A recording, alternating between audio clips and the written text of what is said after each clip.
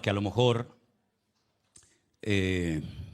tienen recuerdos de Canarias o de España completamente diferentes a lo que estamos viendo hoy en día en el mundo.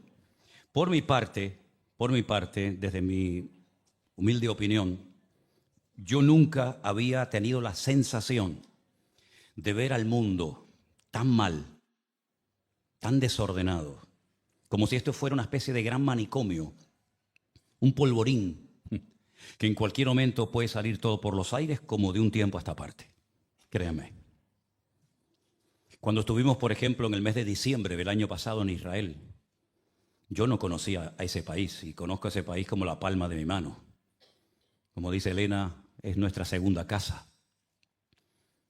Y yo no conocía a ese país como me lo encontré en diciembre. Para mí, Israel es el país que impacta a las personas que van por primera vez, porque es un país de miles y miles de jóvenes y es uno de los países más alegres que he visto en mi vida. Y miren, he vivido en Andalucía, que tiene fama los andaluces de ser muy alegres, y lo son, pero yo nunca en mi vida he visto un país más alegre que ese país. Gente danzando por la calle, cantando por la mañana, por la noche, gente muy mayor, niños, jóvenes. Era un país con una alegría que a más de uno le llamaba la atención. Pues yo me encontré un país triste, apagado, cuando estuve en el mes de diciembre el año pasado. Claro, con todo lo que había ocurrido. Y volví en enero de este año y no vi todavía lo que vi hace años cuando iba, ¿no?, con grupos. Ahora nos vamos el lunes otra vez. Mañana, lunes, salimos para Madrid, estaremos allí pasando la noche. Tenemos que pasar la noche porque el vuelo sale para Tel Aviv a las 8 de la mañana y tenemos que estar en este tipo de vuelos 3 horas antes. Y vamos con un grupo grande de hermanos que nos vamos a encontrar en Madrid. Ya otros están en Tel Aviv. Y cuando el grupo este se vaya, que son casi, no sé, 50 personas, pues estaremos un par de días un poco descansando y esperamos al siguiente grupo. Y vamos a estar prácticamente hasta final de mes en ese país.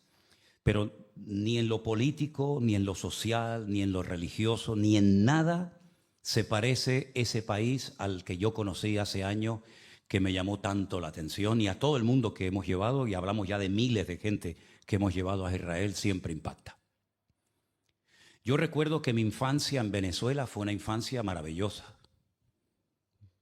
La gente de Venezuela en aquellos años no se querían ir a vivir a los Estados Unidos, porque se vivía casi mejor en Venezuela y encima hablando español que irte a los Estados Unidos.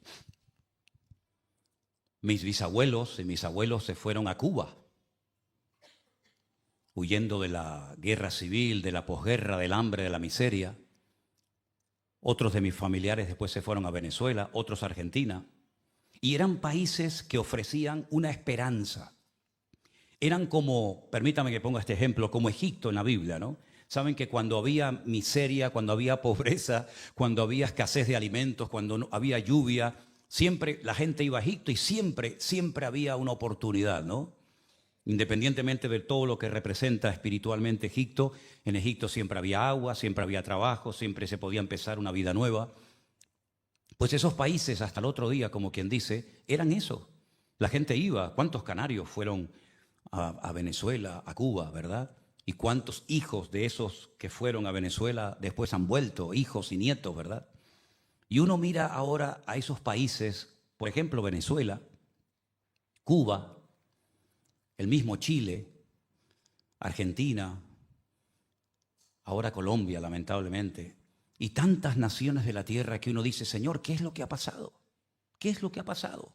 Países ricos, países hermosos, con unos recursos naturales que ni ellos saben lo que tienen, y se encuentran en una situación de caos, de desorden. Te encuentras venezolanos. ¿Cuántos venezolanos hay aquí? Unos cuantos, ¿no? Te encuentras venezolanos en todas partes donde uno viaja. Me los encuentro en Estados Unidos, en Ecuador, en la península, en todas partes donde vamos hay un montón de gente que ha salido de Venezuela, cuando antes la gente quería ir a vivir a Venezuela, ¿verdad? Y uno se pregunta, ¿qué es lo que ha pasado? Es como las fichas del dominó, ¿no? Que las pones así todas paraditas, tumbas una y van cayendo una detrás de otra y parece como que todos se han puesto de acuerdo, todos opinan igual, todos hablan igual, todos protestan igual y parece como que se han copiado el uno del otro. Y si uno fuera joven, ¿no? Si uno diría, bueno, vamos a buscar un país donde pueda ganar dinero, donde pueda empezar una vida nueva, la verdad es que está muy difícil la cosa, porque uno dice, ¿a dónde va uno? ¿A dónde va? ¿A qué país se va uno ahora? Europa está en una decadencia total y absoluta. Hoy vi unas manifestaciones terribles en París, capital de Francia, terribles. Cuando estuvimos en Bélgica el año pasado, vimos un destrozo de la ciudad, equipos de fútbol que se peleaban unos a otros, contenedores quemados, coches destruidos, escaparates de hoteles, de restaurantes, de bancos destruidos. Y pregunto, si uno quisiera ir hoy en día a un país, ¿no? Y decir, bueno, en este país vamos a empezar una vida nueva, pues no es tan fácil. Antes había un abanico, ¿no? Un abanico grande de países, de posibilidades, pero cada vez como que van quedando menos.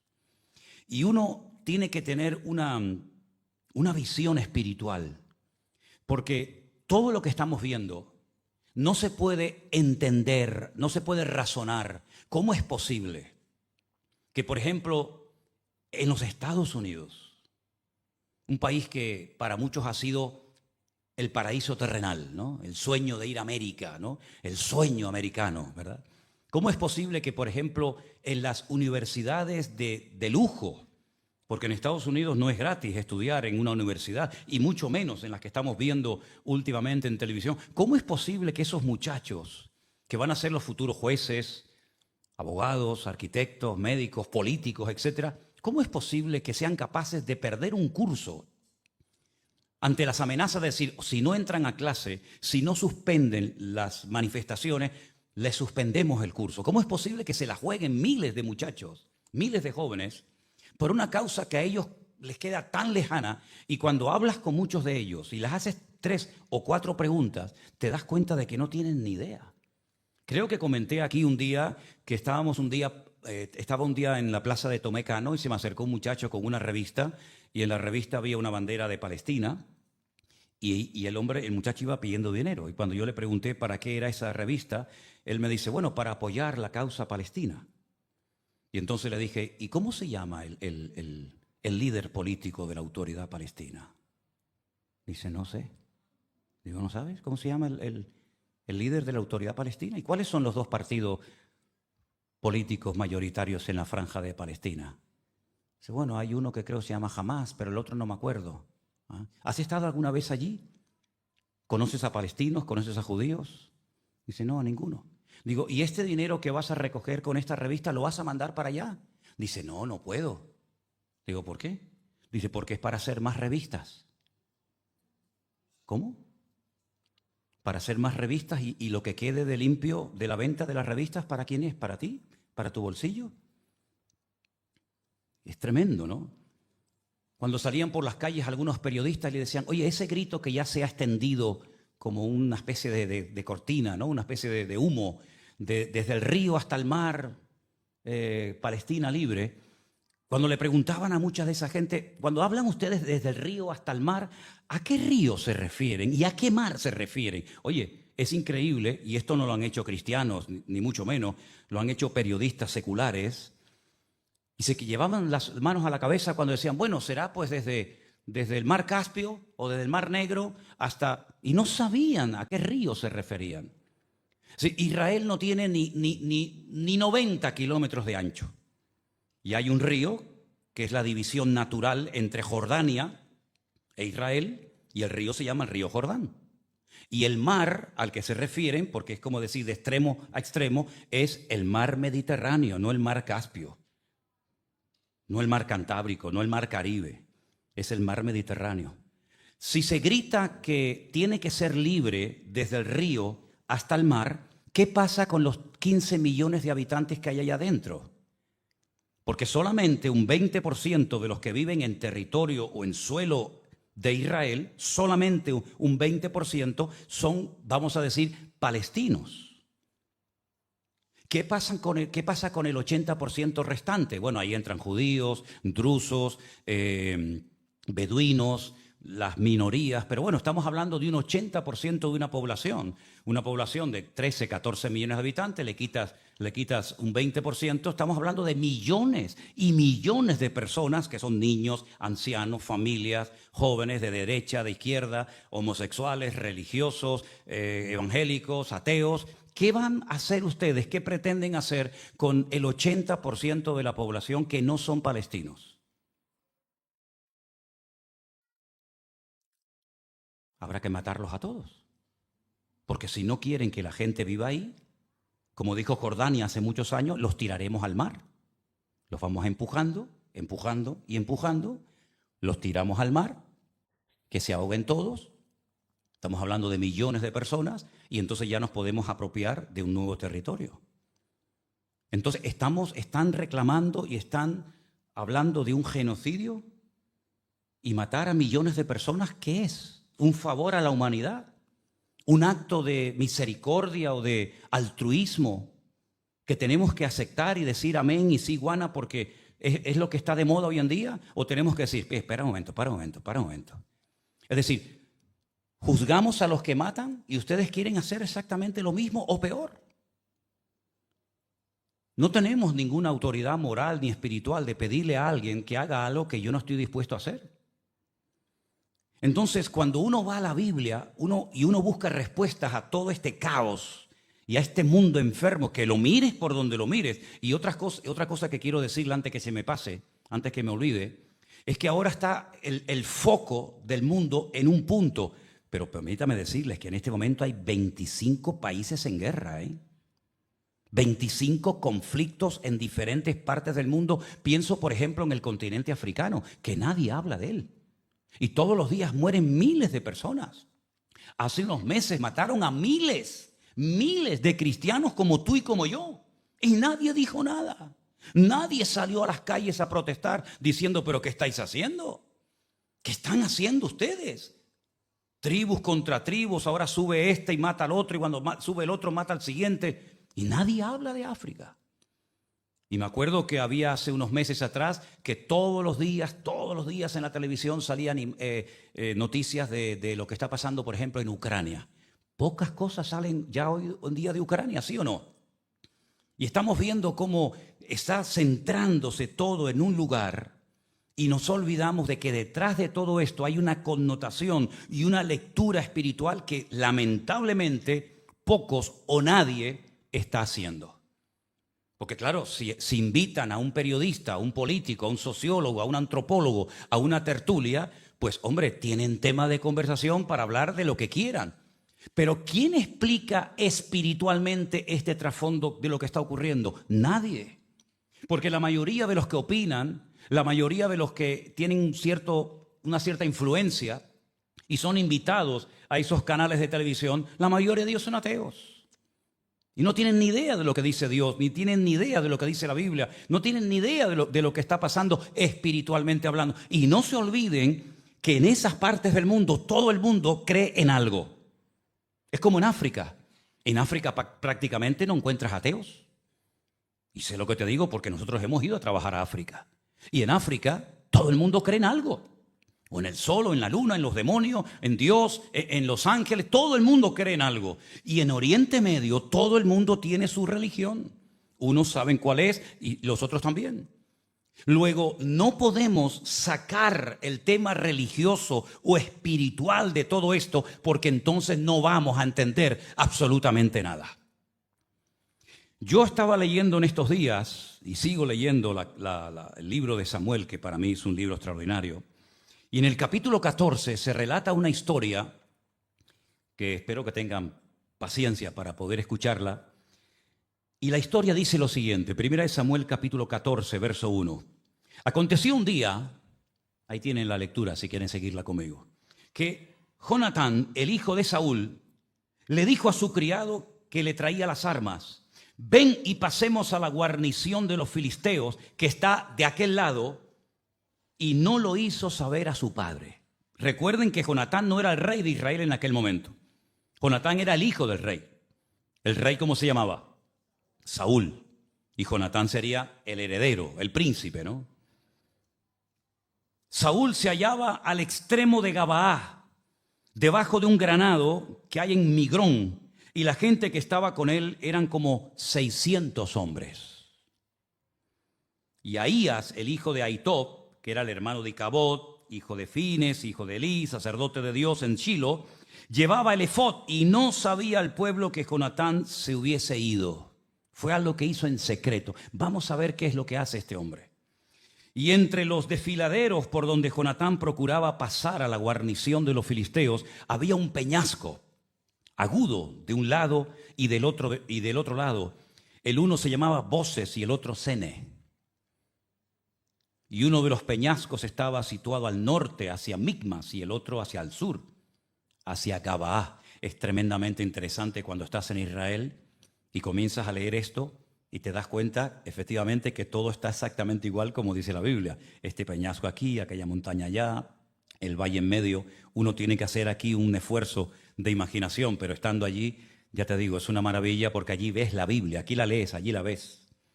Y le dijo Jonatán a su paje de armas: ven, pasemos a la guarnición de estos incircuncisos. Quizá haga algo Dios por nosotros, pues no es difícil para Dios salvar con muchos o con pocos. Qué tremenda declaración, ¿eh? Qué confianza, qué claro lo tenía. Dios puede salvar con mucha gente o con poca gente. Su paje de armas le respondió: haz lo que tienes en tu corazón, ve, pues aquí estoy contigo a tu voluntad. Qué importante es tener gente a tu lado que tenga la misma fe que tú tienes.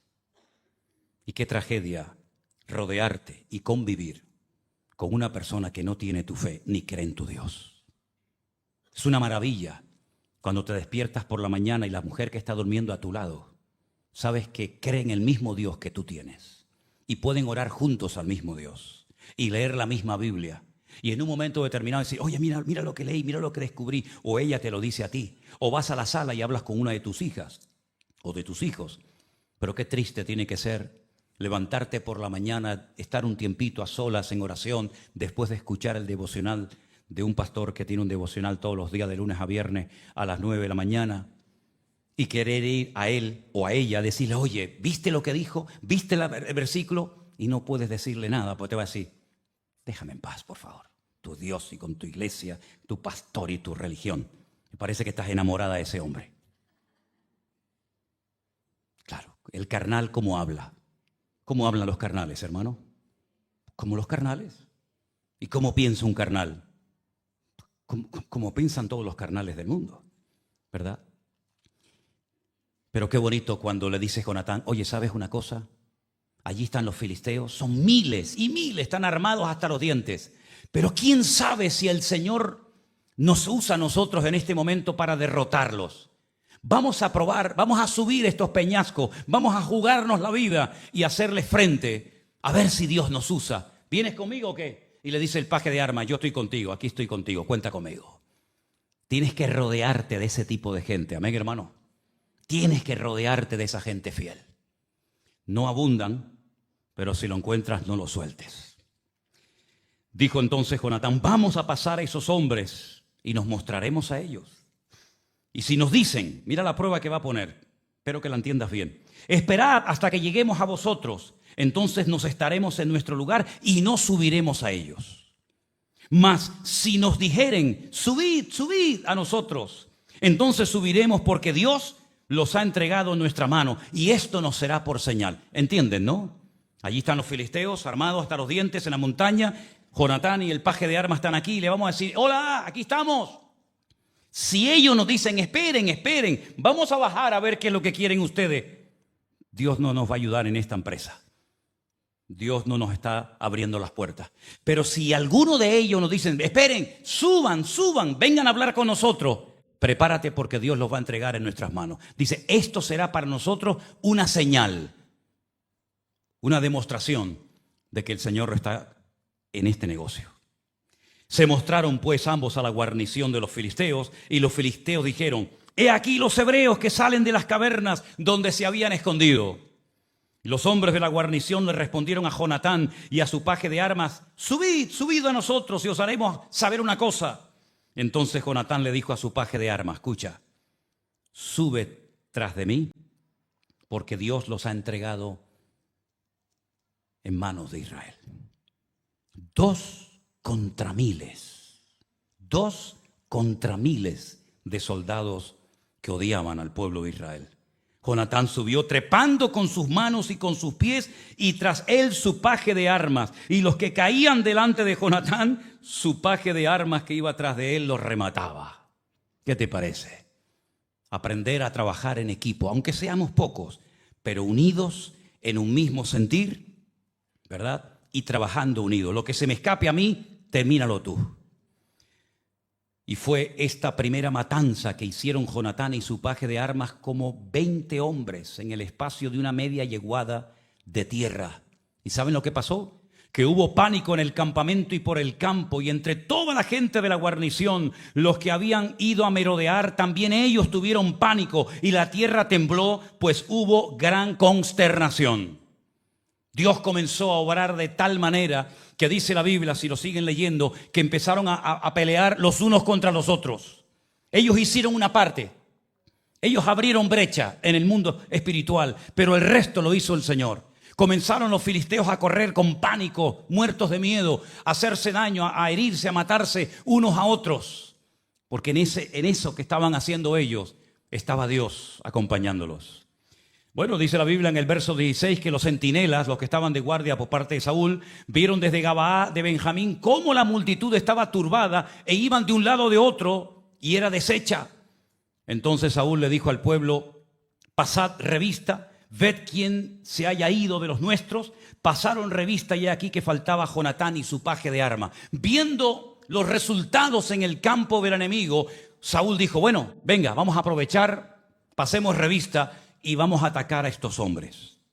Bueno, unos son los que van delante, otros después se suman al carro de los que van delante. Sea como sea, Saúl quiso sacar tajada de todo esto.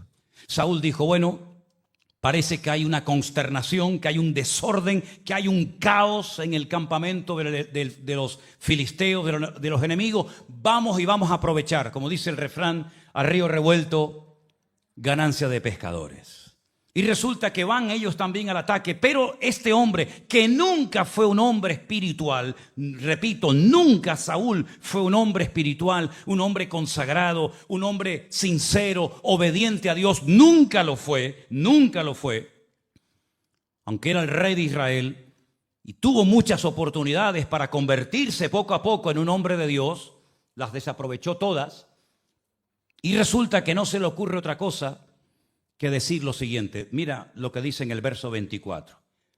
Los hombres de Israel fueron puestos en apuro en aquel día, porque Saúl había hecho un juramento al pueblo diciendo, fíjate lo que se le ocurrió a este hombre: cualquiera que coma pan antes de caer la noche, antes que haya tomado venganza de mis enemigos, sea maldito. Y todo el pueblo no había probado pan.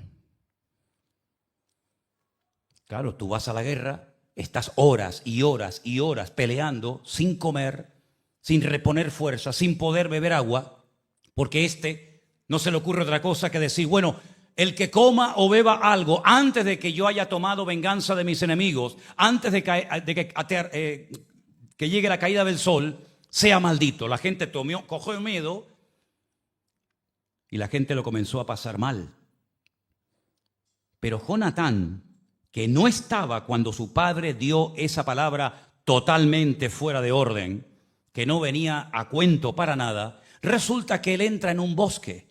Y dice la Biblia que era tanta la cantidad, tanta la abundancia de miel que había en aquel bosque, que con su bordón, con su vara, dice que con la punta, o sea, tocó así y se llevó la miel a la boca. Lo leemos en el verso 27.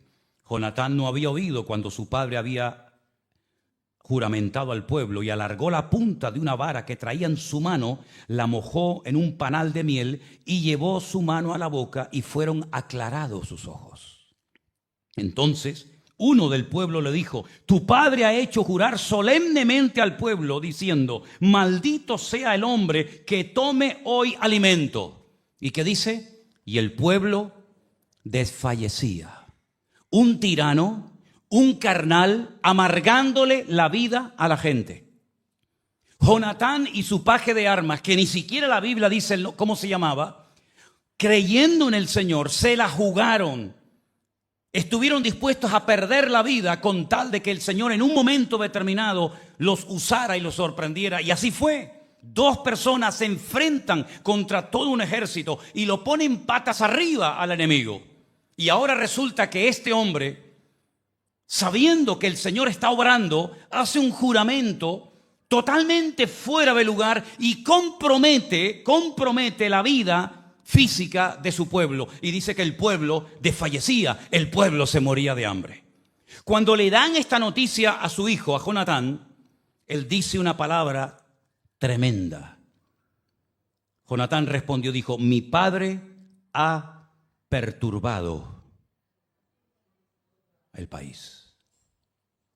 El problema de que el país esté tan mal la tiene mi padre. Mi padre ha sido un juguete roto. Mi padre, que no es una persona espiritual, ahora va de espiritual, diciéndole a la gente que no se les ocurra comer pan ni beber agua hasta que el Señor haya puesto a sus enemigos, digamos, en la planta de sus pies y hayan sido derrotados. Y ahora va de espiritual a un carnal. De un carnal no puedes esperar nada bueno. De una persona que no ama, que no respeta a Dios, que no cree ni siquiera en el Dios que tú crees, ¿qué vas a esperar? No pierdas el tiempo con una persona que parece, pero no, a la hora de la verdad, nada de nada. No pierdas el tiempo en una batalla perdida que puedes terminar robándote el alma y perdiendo lo poquito o lo mucho que puedes tener del Señor. No pierdas el tiempo con gente como Saúl. Saúl era una persona que estaba mal, y el que está mal, ¿qué es lo que transmite? Su maldad, su desorden, su pecado, su desobediencia. Repito, Saúl nunca fue un hombre espiritual, nunca. Ahora, si tú buscas un hombre o una mujer, allá afuera hay millones. Pero si buscas a un hombre espiritual o a una mujer espiritual, para el carro, porque te va a llevar un tiempo encontrarlo, si es que lo encuentras. ¿Y de Saúl qué se podía esperar, hermanos? Si Saúl era desobediente, si Saúl iba a su aire, si Saúl nunca buscó de Dios, Saúl era todo fachada. Dice que en Israel no había otro hombre más alto que Saúl. ¿Y qué? Y todo lo que tenía de grande por dentro lo tenía de enano por dentro. Y toda la apariencia de Saúl no valía absolutamente para nada, porque a la hora de la verdad nunca fue capaz de tomar pasos de fe, porque no era un hombre de fe. Y como dice Romanos 8, los hombres o las personas carnales se comportan como carnales y piensan en las cosas de la carne, más los que son del Espíritu piensan en las cosas del Espíritu. Y ahora este juramento lo que está trayendo es una ruina al país, y su hijo lo dice. Su hijo no es diplomático diciendo, bueno, pobrecito mi padre, hay que entenderlo, ya es mayor, en fin, hay que tener paciencia. No hay que tener paciencia. Mi padre ha perturbado al país. El versículo dice, Aharabi eta haaretz. Y hay una palabra, esa palabra, ajar, se puede traducir de diferentes maneras. Saben que en la Biblia hay palabras que significan una cosa y ya está, pero hay palabras que son como palabras que nos permiten traducirlas de diferentes maneras. Claro, lógicamente en tu Biblia no vas a tener todas las traducciones, tendrás una. Pero esa palabra ajar se puede traducir por arruinar, por destruir, trastornar el orden, causar problemas e intranquilidad en la gente. Y todo eso, si ustedes observan el reinado de Saúl, que duró 40 años, eso fue lo que este hombre produjo en el país. Ruina, destrucción, trastornos, problemas, intranquilidad, gente endeudada, gente amargada, gente triste, gente sin ánimo de nada, sin ganas de vivir. Y de ahí viene el hecho de que cuando se enteran de que David está en una cueva llamada la famosa cueva de Adulán, la gente prefiere ir a la cueva con David que vivir al lado de este hombre que lo único que ha traído es ruina, destrucción y desesperación al país. Un hombre destruyó un país entero. ¿Es acaso algo que ocurría en el pasado? Ocurre también hoy en día. ¿No hay hombres que han destrozado países enteros? Después a lo mejor se escapan, se van con todo el dinero que han robado y aquí no ha pasado nada y los que se queden, que paguen los platos rotos, ¿no? O se muere y viene otro tal vez igual o peor que el que se fue. Ha trastornado el país, qué tremendo, ¿no? Ahora, es interesante notar que cuando uno, por ejemplo, y te animo a que lo hagas un día si te interesa y tienes paciencia para hacerlo, haz una pequeña lista en un cuaderno, cuáles son las características de una persona que es carnal, de una persona que no ha nacido de nuevo, una persona que puede ser un simpatizante, un oyente, pero eso no significa nada. El diablo también ha oído la Biblia y no se ha convertido. Y los demonios, dice la Biblia, que creen y por lo menos tiemblan. Y anota en una lista cuáles son las características de un hijo de Dios. Y te vas a dar cuenta que hay un abismo, no hay punto de comparación entre un carnal, entre un impío, un pecador y una persona que le ha entregado su vida al Señor. Por ejemplo, la Biblia dice, por sus frutos los conoceréis. ¿Sí o no? Y no son palabras mías.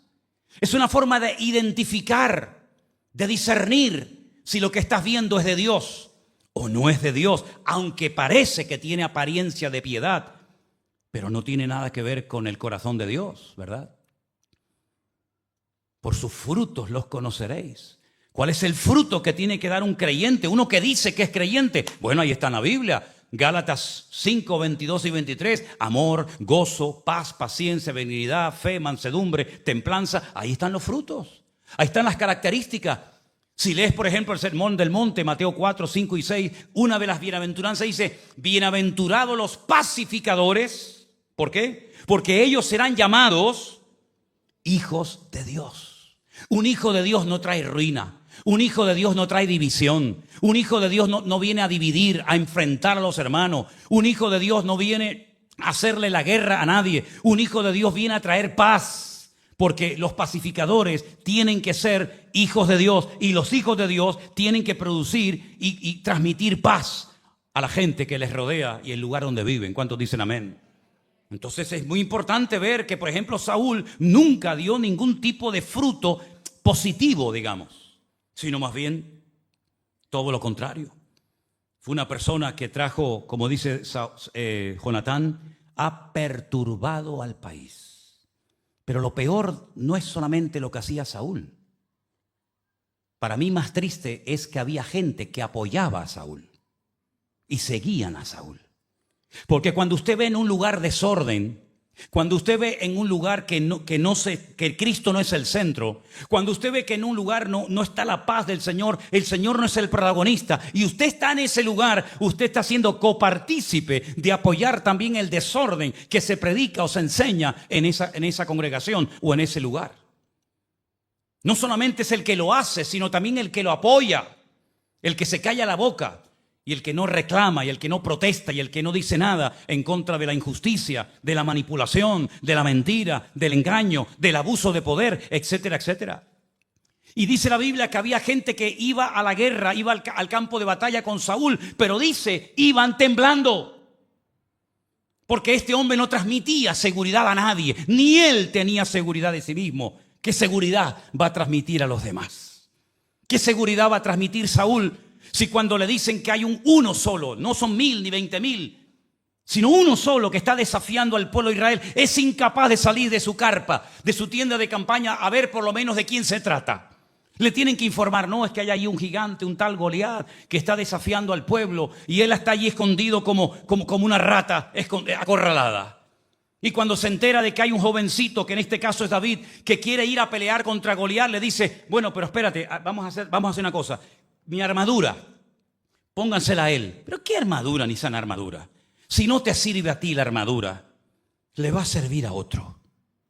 Y David dice, bueno, yo por respeto me la voy a poner, pero yo nunca he probado a vivir la vida con la armadura de otro.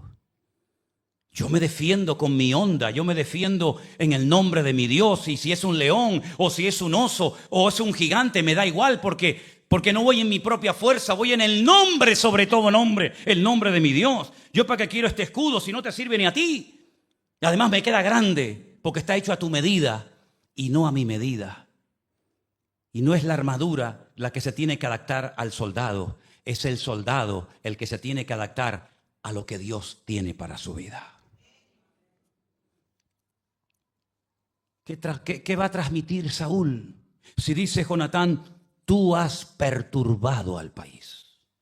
Tú has cogido un país precioso, bendecido, lleno de milagros, porque no hay otro pueblo, ni lo habrá jamás sobre la faz de la tierra, que haya visto más milagros que el pueblo de Israel. No hay ninguna nación de la tierra que haya visto tantos milagros y continuos y variados como el pueblo de Israel.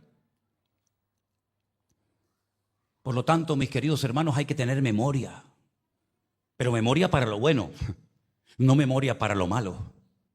Tú has cogido un país bendecido, tú has cogido un país con una expectativa tremenda de empezar una vida nueva y lo has destruido y lo has perturbado.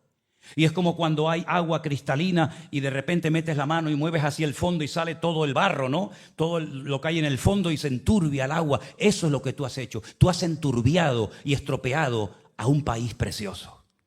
Tú lo has destruido, porque tú estás destruido como hombre.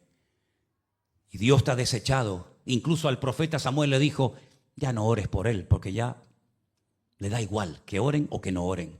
Fíjate cómo era este hombre, tan empecinado en su maldad, que dice la Biblia que cuando Dios no le respondía, porque ya Dios no le respondía, se iba a consultar a una adivina, a una bruja. Dice, bueno, si Dios no me responde, por lo menos que el diablo me responda, como hacen muchos hoy en día, que ya Dios no les responde, que ya Dios no está con ellos, pero sin embargo siguen buscando en los instrumentos del diablo una respuesta a su matrimonio, a su enfermedad, a su economía, ¿verdad? Si Dios no me responde, ¿qué te va a responder Dios, hombre?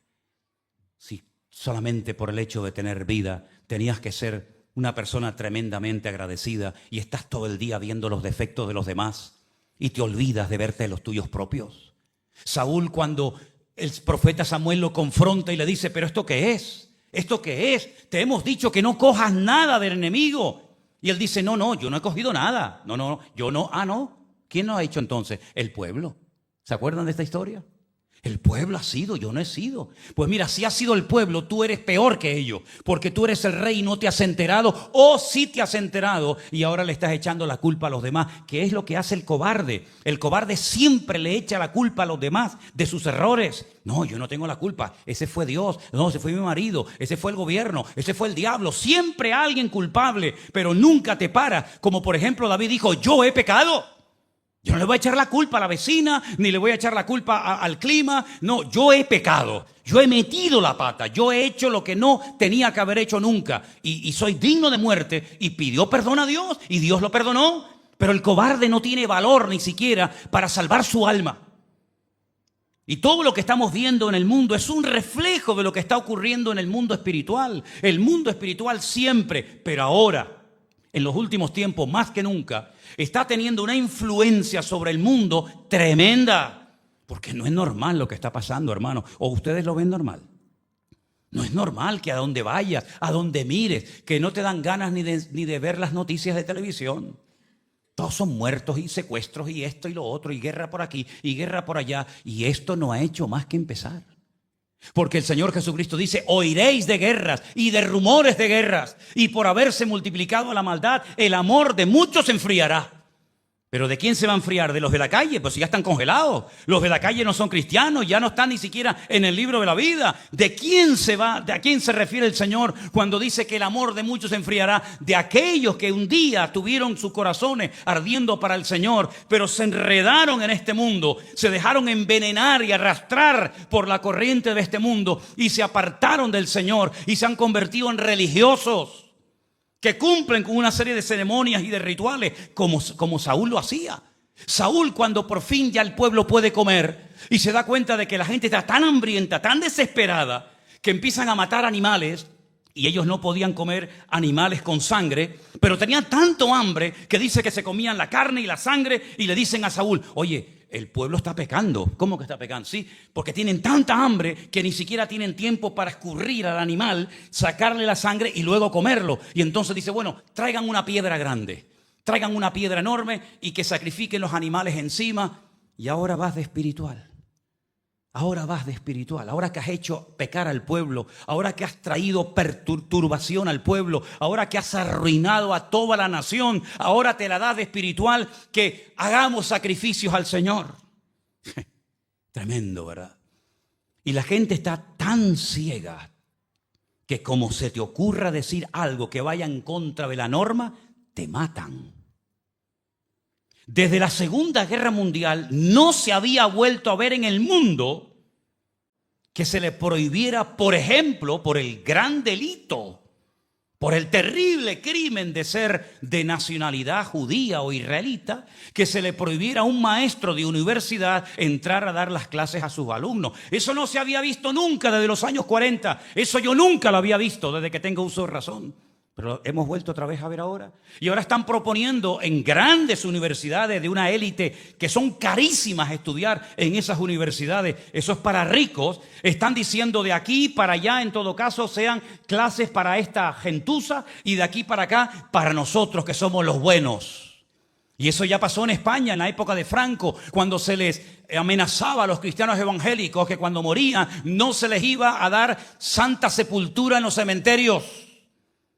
Y por eso hay iglesias evangélicas muy antiguas en España donde tuvieron que comprar un terreno para poder enterrar a los muertos, a los hermanos que morían en las iglesias, porque les amenazaban que si eran protestantes o evangélicos no se les enterraría en Campo Santo. Y estamos volviendo para atrás. Ahora que hay más tecnología que nunca, ahora que hay más información que nunca, ahora que supuestamente cuando mejor teníamos que vivir, porque lo tenemos todo, tenemos cosas que jamás muchas generaciones soñaron ni siquiera que existirían. Y nosotros que tenemos el mundo en la mano y que nuestro teléfono, nuestro móvil, nuestro celular tiene más tecnología que muchos cohetes que subieron a la luna hace 40 o 50 años. Ahora que podemos ser los más felices del mundo, el hombre está más vacío y más hueco que nunca. Porque ha perdido el factor espiritual. Porque le ha dado las espaldas a Dios. Y creyéndose ser sabios, se hacen necios e ignorantes. Y estamos viendo en el mundo cómo hay personas que son capaces de hacer locuras creyendo que defienden una causa justa. Y yo no estoy justificando a nadie, ni estoy haciendo publicidad ni de unos ni de otros. Así de claro. Simplemente digo, utilicemos un poco el sentido común. Si no quieres emplear la fe porque no la tienes, bueno, pues si no la tienes, no la tienes. Pero por lo menos empleemos el sentido común. Es normal pedir que se maten a 15 millones de personas para apropiarse de un territorio cuando cualquier país árabe tiene miles y miles y millones de metros cuadrados. Es normal que la gente se levante como si fueran animales salvajes contra una mujer que paseando el otro día por las calles de Madrid se le insulte y si no llega a intervenir la policía la matan y la violan allí mismo simplemente por el gran delito de ser judía. Como si nosotros pudiéramos elegir el lugar de nuestro nacimiento. ¿Tú elegiste nacer aquí? ¿Tú escogiste este país, esta isla, esta ciudad? ¿Tú elegiste a tus padres? ¿El apellido que llevas tú lo elegiste? ¿Tuviste la opción de elegir, no, este papá no me gusta aquel? No, esta mamá no, me gusta más aquella. ¿Pudiste escoger a tu padre y a tu madre?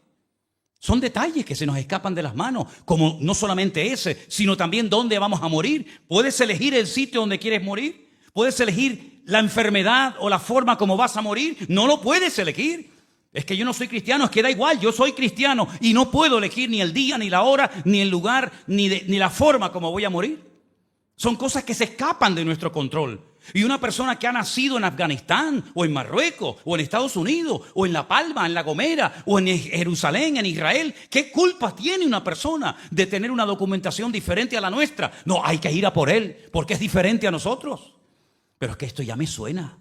Esto me suena a mí a lo que pasó en territorio europeo hace 70 años atrás. Es lo mismo. Porque la Biblia dice, ¿qué es lo que será? Lo mismo que fue. Y así como Saúl trajo turbación, ruina, descomposición moral y espiritual a Israel, estamos viendo que nuestro país, nuestro mundo, está entrando en una crisis total de valores, de principios, de moral y de todo. Pero no nos tenemos que sorprender por nada de esto, queridos hermanos, porque la Biblia dice que todas las naciones de la tierra van a ser sacudidas y zarandeadas. Y llegará un momento en que la única dirección a la que podemos mirar es hacia arriba. La Biblia dice, si habéis resucitado con Cristo, poned la mira en las cosas de arriba, no en las de la tierra. Y quiero recordarles que esta turbación que vino a consecuencia de la mala cabeza y de la mala influencia de Saúl, la vamos a experimentar nosotros, si no es que ya la estamos experimentando en carne propia. Y recordar lo que dijo el Señor. ¿Saben cómo van a ser los últimos tiempos? Hombre, y hay que ser torpe, ¿eh? Hay que ser ciego. Es que no hay que ser ni cristiano para entender lo que voy a decir ahora. Si no entiendes que este mundo está enfermo y en coma y que estamos en los últimos tiempos, querido, es que no entiendes nada. Cualquier persona sabe que este mundo no puede seguir más tiempo así. Todo el mundo sabe perfectamente que esto no aguanta más, que esto va a explotar por algún lado en cualquier momento. La economía no da más, la maquinita no da más. Esto va a explotar en cualquier momento, por Europa, o por Asia, o por Israel, o por Europa. Por cualquier lugar va a explotar en cualquier momento. Y todo el mundo sabe, o deberíamos de saber, lo que el Señor dijo de nuestros tiempos, que serían como los días de Noé. ¿Le suena a usted el personaje de Noé? ¿Sabe algo usted de Noé? Generalmente lo que sabemos de Noé es que era un señor que se dedicó a construir un barco para que cuando lloviera mucho se metiera en él y no se muriera. Y punto, ya algunos ya no saben más. Pero yo te voy a decir un poquito más detalles. Noé fue un hombre que no se dejó contaminar por la sociedad depravada y perversa en la que él vivió. Porque la Biblia dice que Dios, lo dice metafóricamente, ¿no? Que Dios miró hacia la tierra y vio que toda la humanidad estaba en una descomposición espiritual sin precedentes. La gente eran peor que animales y yo creo que hemos llegado a un punto que los seres humanos se comportan peor que animales. Yo hasta el otro día tenía un perro que lo he hecho muchísimo de menos, ojalá no lo hubiera tenido que sacrificar, y les puedo asegurar que me fiaba más de mi perro que de mucha gente, incluso de algunos que se llaman cristianos. Porque sé que él nunca me iba a traicionar y era lo más fiel que me podía imaginar en esta vida que pudiera dar la fidelidad a un animal. Y estamos viendo cómo el ser humano se comporta peor que un animal. Que padres que adoptan hijos son capaces a los pocos años de acabar con sus vidas. Y eso lo hemos visto aquí, en España. Y no será la primera o la última vez que ponemos la televisión y vemos que aparece una criatura hasta con el cordón umbilical dentro del cubo de la basura enrollado en una bolsa plástica. Eso no lo hace ni la peor bestia de la tierra, hombre. Eso no lo hace ningún animal. Nosotros los seres humanos sí hemos sido capaces de hacer eso y peor todavía. Y las barbaridades que se hicieron en los kibutzim el día 7 de octubre en Israel. Hermanos queridos, ustedes no han visto ni la misa de la mitad. Cosas que no se pueden decir aquí porque automáticamente pues, nos censurarían, porque son palabras muy fuertes, imágenes terribles, de cosas que se hicieron en nombre de la religión o no sé de qué Dios. Hermanos queridos, Noé fue un hombre que no se dejó marcar por la sociedad de su época, sino al contrario, él se mantuvo fiel como Daniel, como José, como David y tantos hombres. Y no solamente no se dejó manipular, sino que además predicaba y decía, viene un diluvio, que esto se va al garete, que vamos a ser destruidos, que viene una desgracia a nivel universal, prepárense. Nada, la gente pasaba de todo. Mateo capítulo 24 dice que minutos antes del diluvio, escuchen esto, hermano, minutos antes del diluvio, la gente estaba comiendo como si nada. Y bebiendo y casándose. Oye, cuando tú te casas con una persona es porque tienes un plan de futuro, quieres establecer una familia, crear un hogar. La gente minutos antes del diluvio estaban como si nada fuera a ocurrir. Y Noé sabía que al planeta Tierra le quedaban minutos de vida. Minutos de vida. Y el Señor Jesucristo dice, así va a ser la época de ustedes. Así va a ser España y las Islas Canarias dentro de unos años. Así va a ser Europa. Vayan por el mundo entero y se van a dar cuenta que la gente, ¿qué es lo que quiere? Ganar dinero, vivir bien, viva la pepa. Dios, ahí está Dios, ya ni siquiera dónde lo dejaron. Igual que la sociedad de Noé, gente pervertida, gente infiel, gente traicionera. Y quiero en esta noche terminar porque no quiero aburrirles, pero yo quiero leerles lo que dice la Biblia de cómo va a ser Canarias, cómo va a ser España, cómo va a ser el mundo en los últimos tiempos. Póngase de pie conmigo, por favor.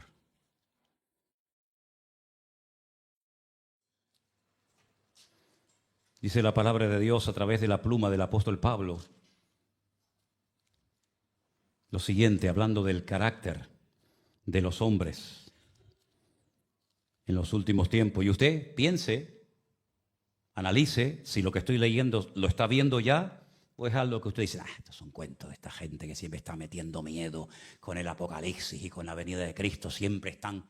Bueno, usted siga jugando al boliche, usted siga alargando la cuerda. También tienes que saber esto, le dice Pablo a Timoteo y a todos nosotros en esta tarde, que los últimos días serán tiempos peligrosos.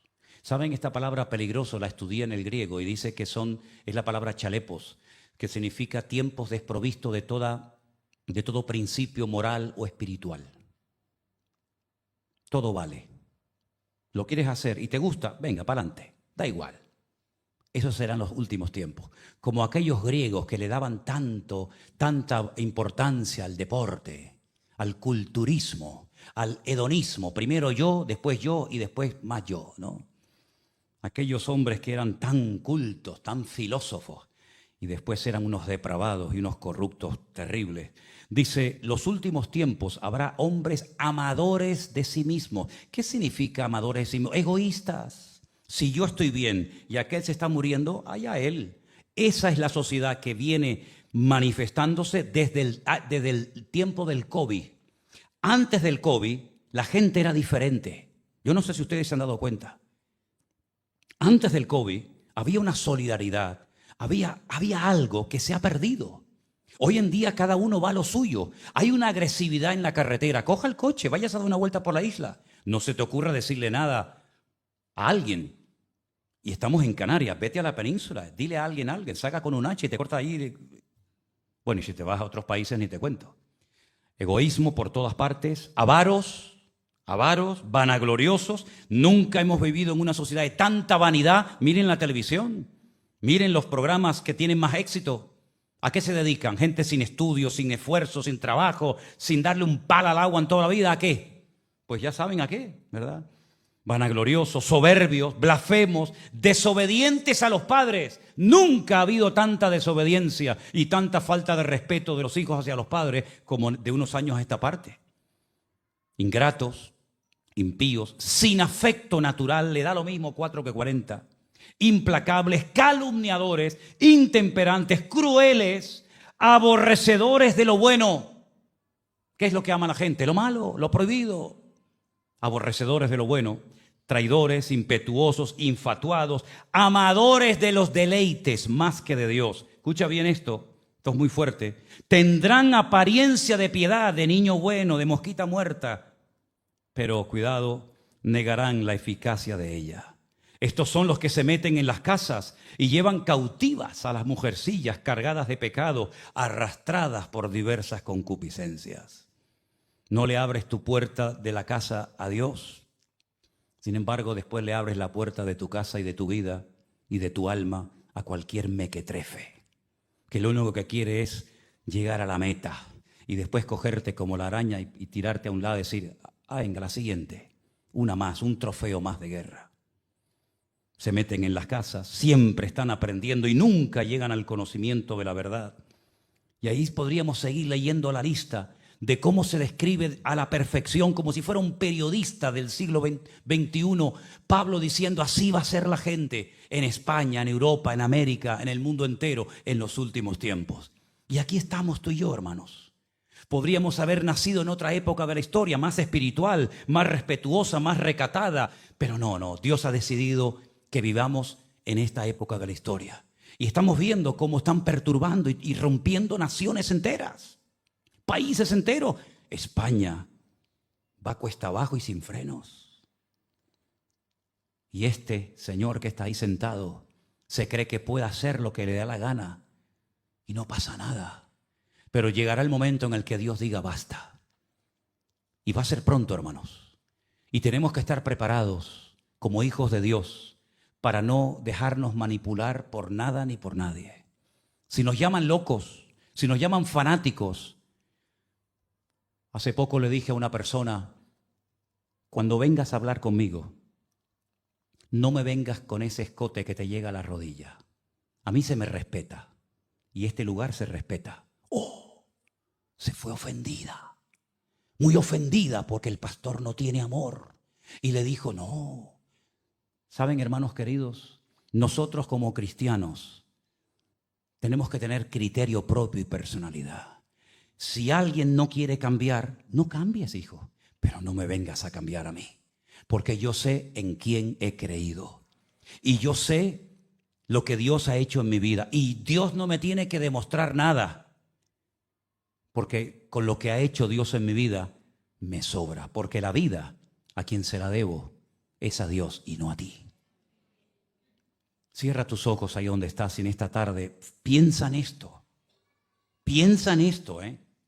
¿Qué vas a hacer a partir de hoy con tu vida? ¿Qué vas a hacer con la palabra que has oído en esta tarde? Bueno, un sermoncito más del pastor aquí y tal. Bueno, está bien. Ojalá me hubieran hablado a mí así hace años. No hubiera sido el golfo que fui, ni hubiera perdido el tiempo que perdí. Pero doy gracias a Dios que Dios tuvo misericordia de mi vida, como la está teniendo de todos y cada uno de nosotros. Y espero que los jóvenes de esta iglesia sean jóvenes con criterio y con personalidad. Cuidado con los muchachos que vienen a seducirles con palabras bonitas y con promesas hermosas y luego pidiéndote que haga lo que ellos jamás van a hacer. Valórate, hazte respetar, ponte en tu sitio y no pierdas el tiempo, porque yo le digo a la gente, más vale estar solo o sola que mal acompañado. Señor, te pedimos que en esta tarde tu palabra nos haya hablado y nos haya penetrado el alma y nos haya sacudido nuestras conciencias y hayamos despertado a la cruda realidad de que los tiempos finales serán tiempos duros, difíciles, peligrosos, desprovistos de toda moral y de principio bíblico. Pero Señor, te pedimos que nuestra fe no sea contaminada ni envenenada por este mundo, sino que nos mantengamos firmes en la obra del Señor, creciendo siempre, avanzando, seguimos adelante en tu nombre, Señor. Guárdanos de todo peligro, guárdanos de todo mal, Señor. No queremos perder el tiempo, queremos honrarte y servirte a ti, Señor. Y pedimos que todas las personas que vengan a esta congregación vengan para verte a ti y escuchar tu palabra, Señor. Y si no es así, pues que Dios los bendiga. Pero estamos en este lugar no para endulzar los oídos de la gente, no para agradar los corazones de nadie. Estamos en este lugar para predicar lo que tal vez nadie se atreve a predicar y a decir lo que nadie se atreve a decir. Ayúdanos a ser valientes en este tiempo de tanta ambigüedad, de tanta hipocresía, de tanta falsedad, de tanta falsa espiritualidad, de tanta apariencia de piedad. Ayúdanos, Señor, a ser luz y sal en esta ciudad, Padre. Guarda a nuestros hijos, guarda a nuestros nietos, guarda a los jóvenes, a nuestras esposas, los maridos,